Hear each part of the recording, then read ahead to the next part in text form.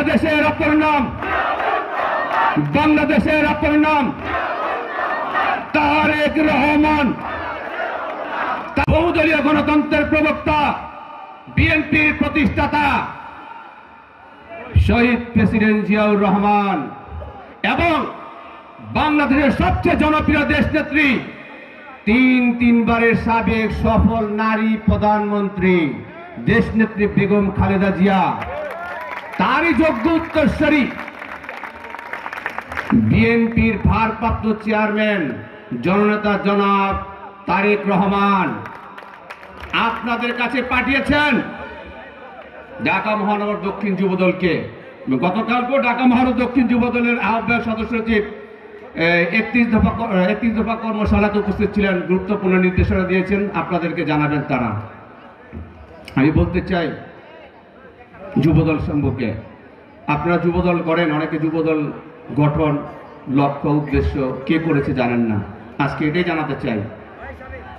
1978 সালের 27 অক্টোবর শহীদ প্রেসিডেন্ট জিয়াউর রহমান এই যুবদল প্রতিষ্ঠা করেন। শুধু প্রতিষ্ঠাই করেননি, এই যুব সংগঠনটি কিভাবে চলবে তার একটা দিক নির্দেশনা, লক্ষ্য, উদ্দেশ্য তৈরি করে দিয়েছেন।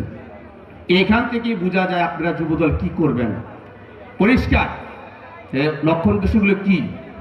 প্রথম হচ্ছে উৎপাদনমুখী রাজনীতি, যেটা আপনারা সবাই বুঝেন, উৎপাদনমুখী রাজনীতি। তারপরেরটা কি? মুক্ত বাজার অর্থনীতি এবং গণতন্ত্রের মাধ্যমে সামাজিক ন্যায় বিচার ভিত্তিক সমাজ ব্যবস্থা গড়ে তোলা। তারপরে কি বলছেন? মানব কল্যাণমুখী অর্থনৈতিক উন্নয়ন, মানব কল্যাণমুখী অর্থনৈতিক উন্নয়ন।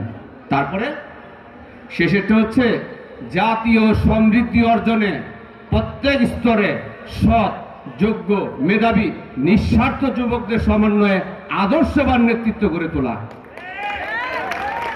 পরিষ্কার শহীদ প্রেসিডেন্ট জিয়াউর রহমান কি বলে দিয়েছেন আপনাদের কি করতে হবে, কি করতে হবে না। শহীদ প্রেসিডেন্ট জিয়াউর রহমান বলেছেন গর্বই, দেশটাকে ভালোভাবে বলেছেন বলবই। তারেক রহমান বলেছেন পরিবর্তন।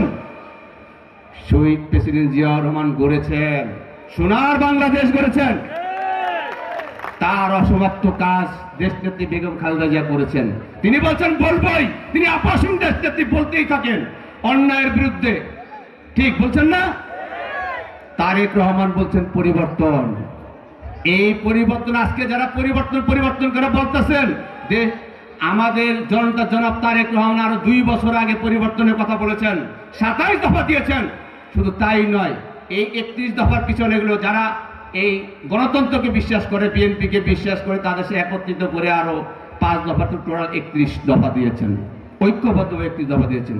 এটা একটা যুগান্তকারী দফা, এটা দেশের জন্য, দেশের জনগণের জন্য, আমাদের জন্য।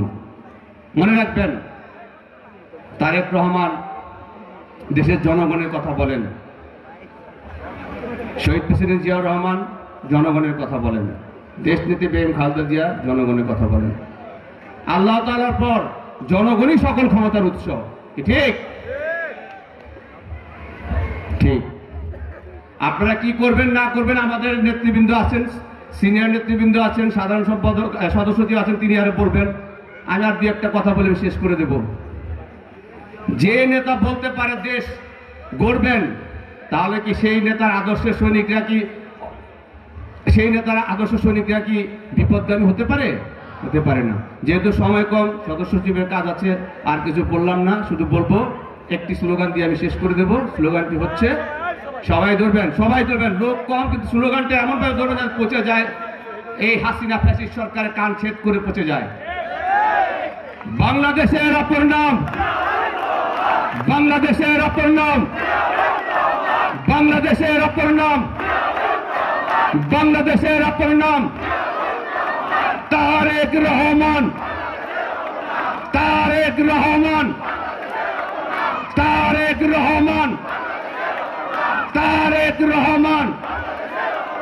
দেশ গড়েছেন শহীদ জিয়া, নেত্রী মদের খালেদা জিয়া। দেশ গড়েছেন শহীদ জিয়া, নেত্রী মদের খালেদা জিয়া। ধন্যবাদ।